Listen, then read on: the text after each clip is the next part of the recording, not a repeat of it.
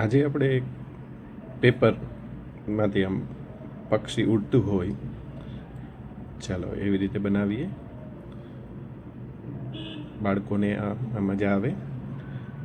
તો સૌથી પહેલાં એક કાગળ લઈ આ રીતે પટ્ટી વાળી દેવાની છે. એને સામે આ રીતે ફોલ્ડ કરી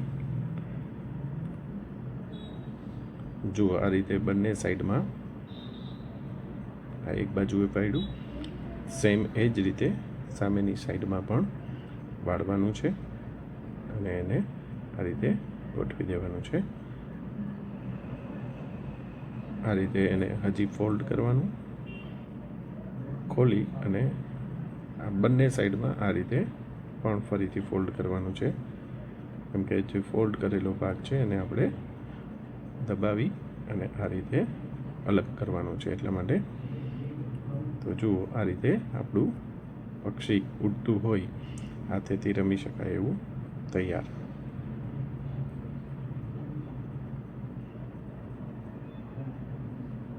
આવો જ વિડીયો જોવા માટે લાઈક કરો, સબસ્ક્રાઈબ કરો અને બેલ આઇકન દબાવો.